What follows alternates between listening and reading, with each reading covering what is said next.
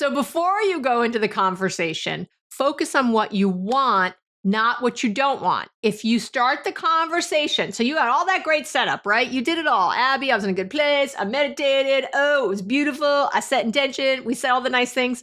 If you do all that, right? But if you go in with with saying what the other person is doing wrong and how upset you are by it, you're not going to get far. That can't be the start to the conversation. And that's the first mistake most people make. I'm going to give you the other one, but is that they go, oh, they do all this setup and everything's great and we're in a good place and I want comfort and not solutions. And then they say, I was so angry the other night when you did this. You know, you were attacking. You called me an idiot. You were teasing me. You start labeling what they're doing. You know, you were mean. You were thoughtless. You were whatever. When you did this, I felt this. Don't.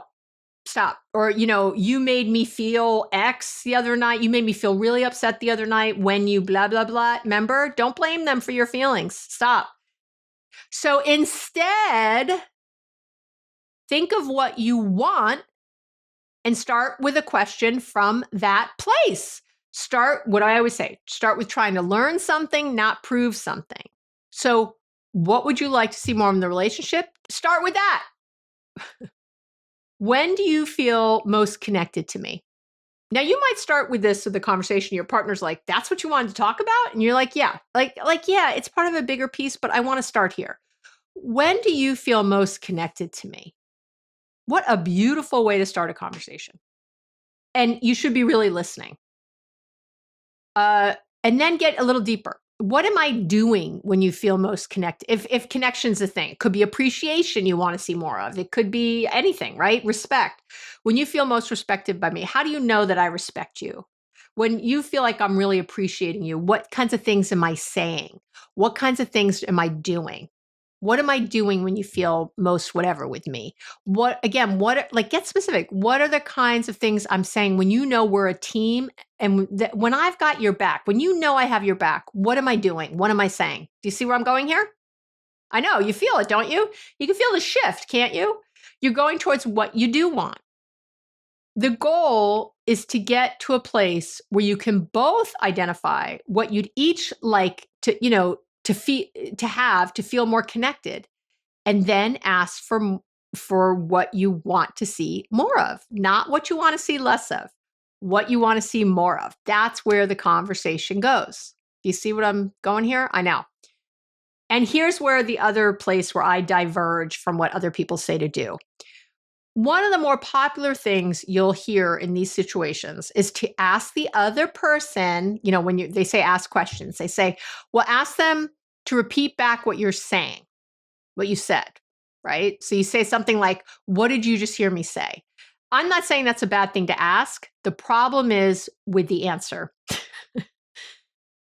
The problem is so it can be a good question, but sometimes people just are good at parroting back what you said perfectly, but not really understanding what they're saying, right? That happens a lot. So I have a lot of clients say this. Their partner will repeat back exactly what they said. You said, I heard you say that when I was teasing you the other night at dinner, it didn't feel innocent to you and you felt like I didn't have your back. And yep, that's it. That's not enough because it doesn't tell you that the person understood it. It doesn't tell you what you're going to do instead. It doesn't tell you where to go. See the problem? Or they repeat it back to you wrong. Let's say, what I heard you say was that my innocent teasing felt like a lot and really hurt your feelings. Okay? And then the person goes, no, that's not what I said. It's not innocent teasing. Or maybe you feel it is. It doesn't feel that way to me. And I feel, I feel abandoned. I feel rejected by what you're saying. Like we go back to like describing, and a lot of times people will just repeat the exact same thing back. No, I said this exactly. I said I felt rejected and abandoned. And then they go, okay, so you feel rejected and abandoned when I tease you. Like they just learn, if they ever do get it right, to just parrot back what you said. that is not understanding. And that's just you repeating yourself. And you don't have necessarily gains forward. Sometimes, of course, that works. Sometimes that can work. But if you've had to repeat this, if you've had that conversation and you're like, they told me they understood, that's what I hear a lot. They repeated it back and yet we're still here. Do you see the problem? It's because what's happening here is we're connecting with thoughts, not feelings. And you don't connect with thoughts.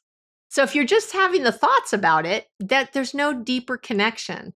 We can dismiss and think, oh, they're just overreacting, or they're just whatever, or that's from their childhood. That's not my problem. It's a you problem, not a me problem, whatever. That's the way people get to that place, and you really don't want to have it. So if you're repeating the same thing, you've got to stop yourself and realize that this isn't the best approach for whatever reason.